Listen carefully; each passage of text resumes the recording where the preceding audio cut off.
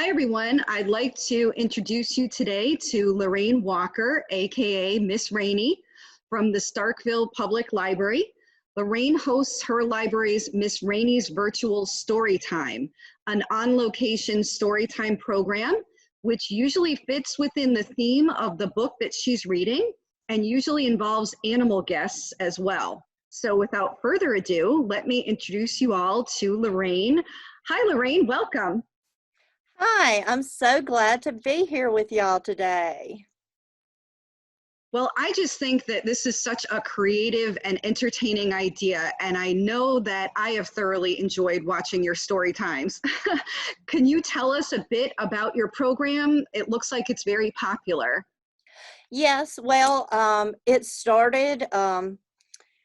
I started doing story times a week after the pandemic began. Of course, I thought the pandemic would be 3 weeks when I started, and it was around Easter, of course. And so every year at Easter, I get a live bunny at our local feed supply co-op, and I either end up giving it to a friend when Easter's done. I use it for the whole month, or taking it to the farm, putting it with the other bunnies in a hutch if I can't find a friend to pawn it off on.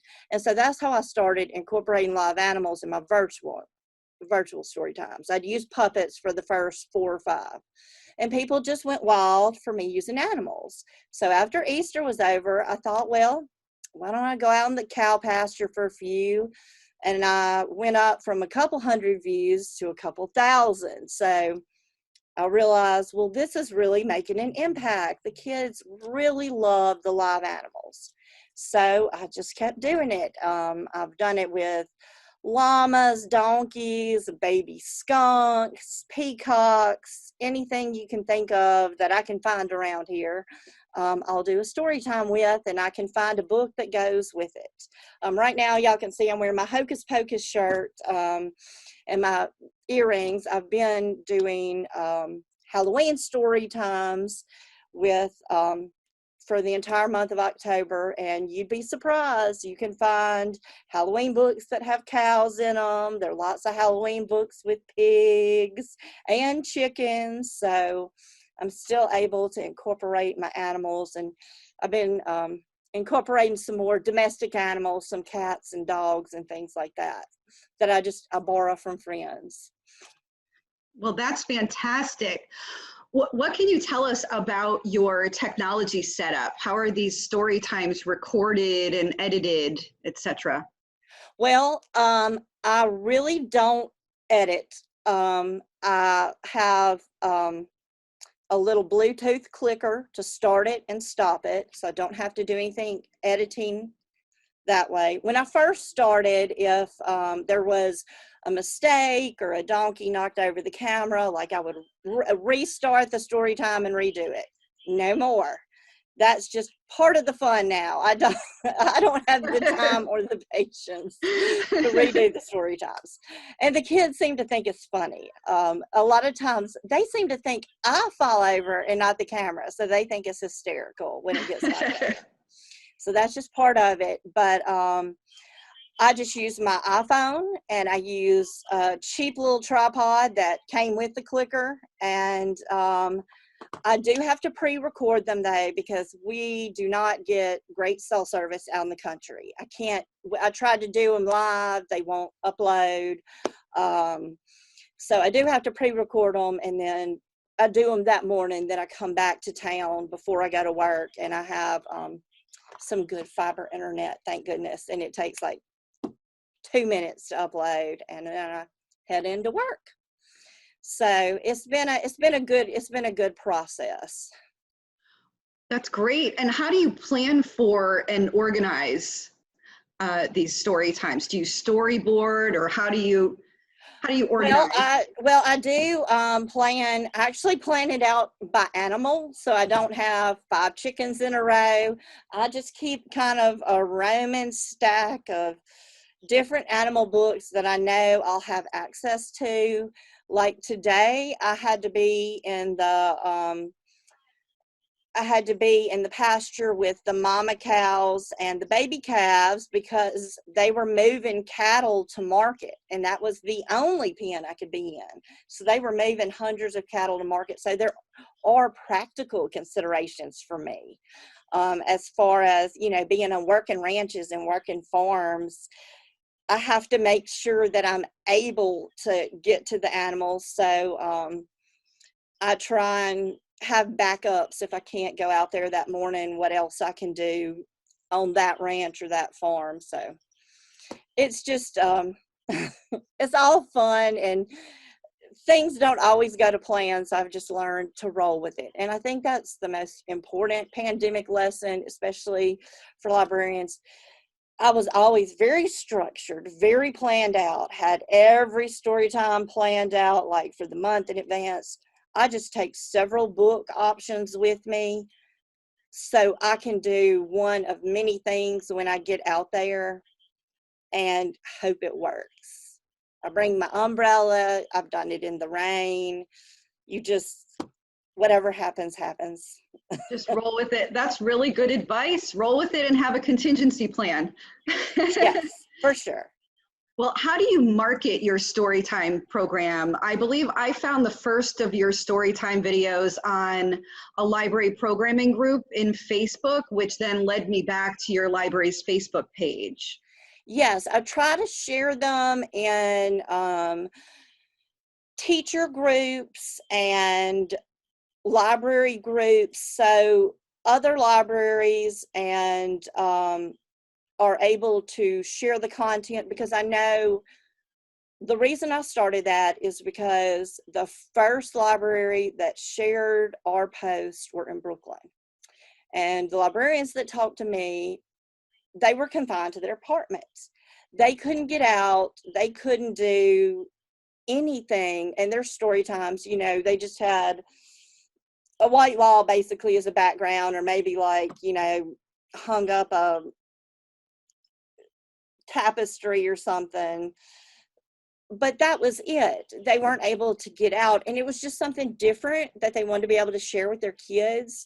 And this was a small something I could do for other librarians. And then as schools started back, there's schools all over Mississippi that share these story times. It may be one share, but a class of, like, the entire first grade, there may be 3 sections, so that may be 80 to 100 kids are watching it on that one share of the school every single morning. They've contacted me and say, "Oh, thank you, Miss Rainie," and I'll be shocked that these school systems are sharing it. And then I found out there's schools in the Midwest that do it every day. There's a teacher in Memphis, Tennessee. In fact, she just contacted me.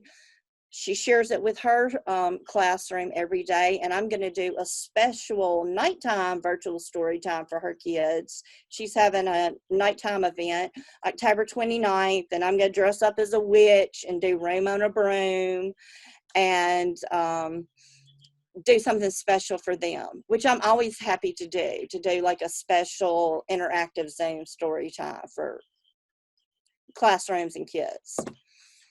Well, that's great. Well, for those who want to get started, what advice do you have for them? I would say use what you have around you.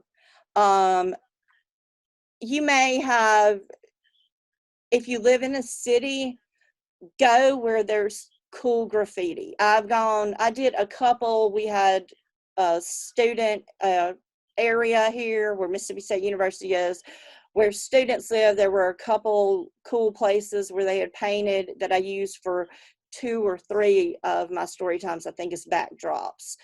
And just use what you have. It may not be what I have, but use what's around you. I guarantee you it will be cool. It'll be different. It'll be authentic to what you have and authentic to your kids. And be sure to share it in these groups, because we'd love our kids to get see a different story time, see a different perspective. And especially in these troubled times, I think kids need to see what what it's like for kids in different parts of the country. I really do, to see how other kids live, to make us see that even though we live very differently, we really are so similar, and that how we want to be together and how kids want to love each other. So I think that's just a really good thing if we share our stories with each other's kids. Yes, well, that is excellent advice. Do you have anything else that you want to share? Those are all of my questions.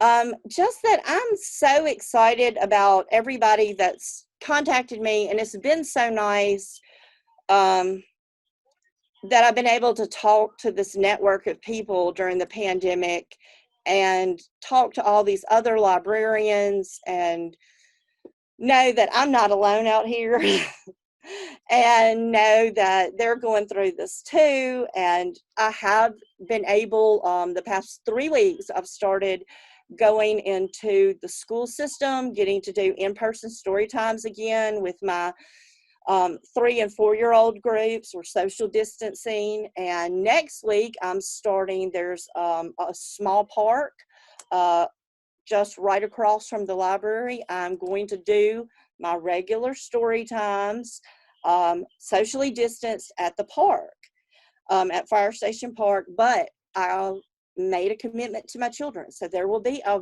virtual story time every single day until we get back into the library. But when we do get back, we're still going to do virtual story times at least once or twice a week, because we found that there's such a need. Like right now, my niece has leukemia. There's so many children in the community that are immunocompromised for so many different reasons. There are children that homeschool and can't get into the library for different reasons, but would like to watch the story time. And then there are just moms whose kids may have a meltdown that day and can't get into story time, but they can watch it later and not miss the story time. So we've really found that there is a need for virtual. And that's one thing the pandemic has taught us that I would have never really realized. So virtual will be a permanent part of our programming now. That is great to know. Well, thank you so much, Loraine. This has been a pleasure chatting with you, and I know that Yes. librarians are going to really get a lot out of this. So thank you. Well, thank you for having me, and sorry guys, my office is so messy, and I'm so hot. I've been out in the pasture all morning, but I've enjoyed talking to y'all. Have a good day. Thank you. You too.